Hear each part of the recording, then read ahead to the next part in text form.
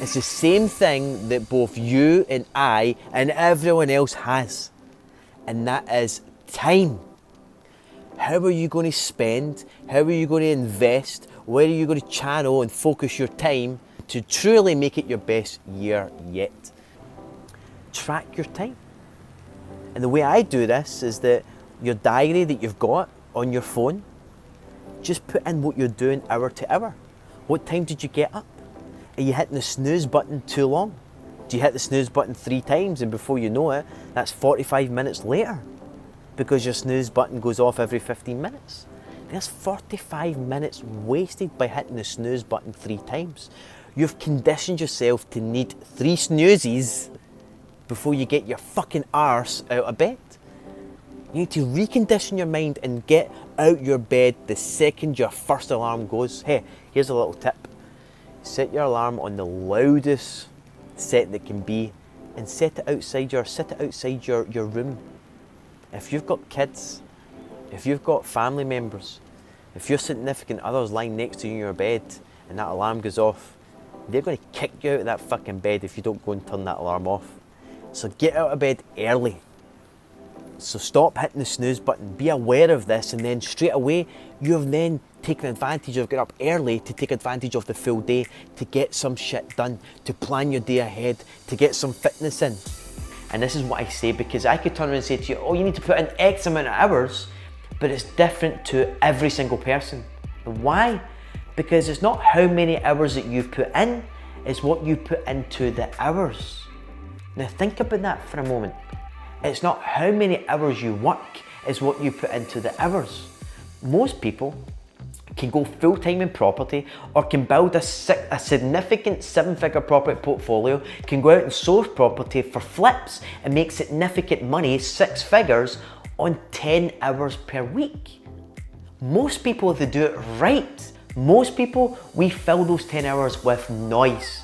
Insignificant stuff that's not going to help you make money. It's not going to help you move forward. There's only 2 things that's going to help you make money in your property business, and that is sourcing property and also raising finance. That is it. 95% of your time, so if you only get 10 hours, that's 9.5 hours of your 10 hours. Remember, it's not how many hours you put in, it's what you put into the hours. So what you put into those 9.5 hours should be focused on sourcing deals and raising finance. It's the only 2 things that's going to bank you money.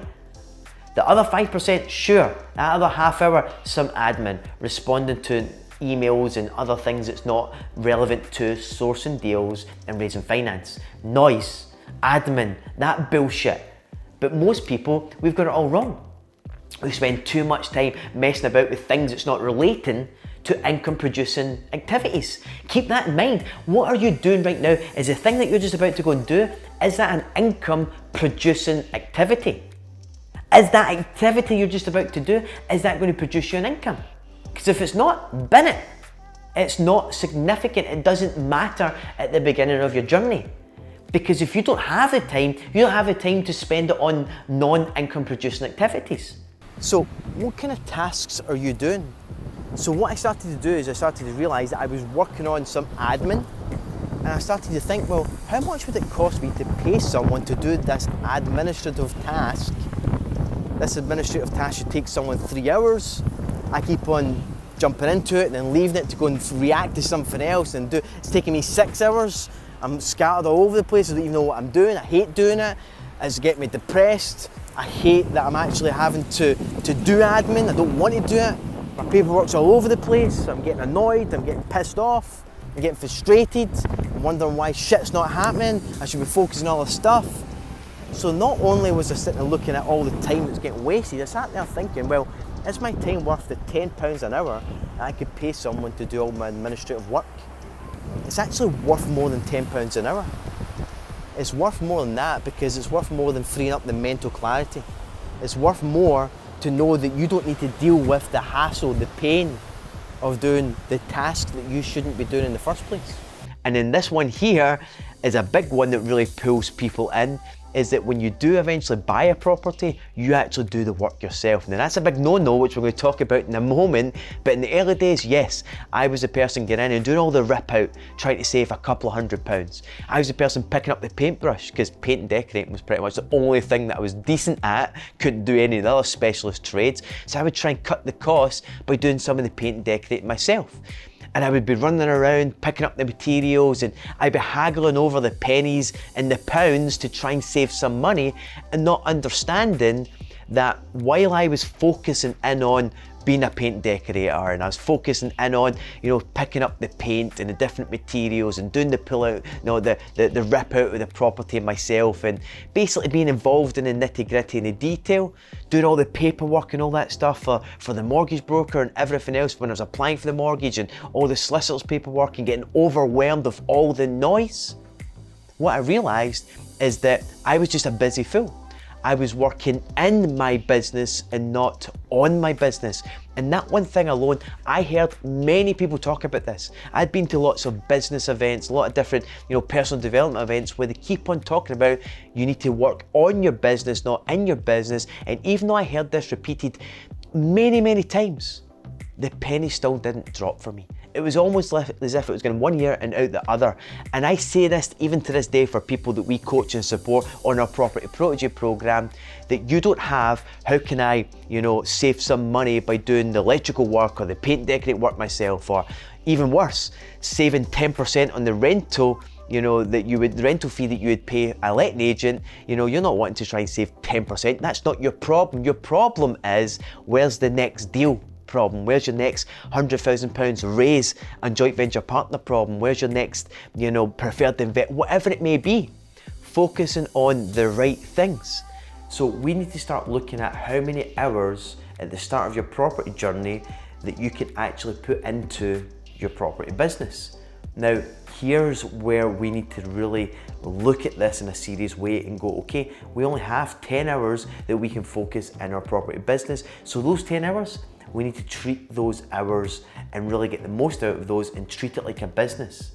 Because most people, we treat this game of property, not just property, anything in business, we treat this like a hobby. And if you treat this like a hobby, you're going to get hobby income. All right, give it the respect it deserves. This is something that you want to make it your full-time gig.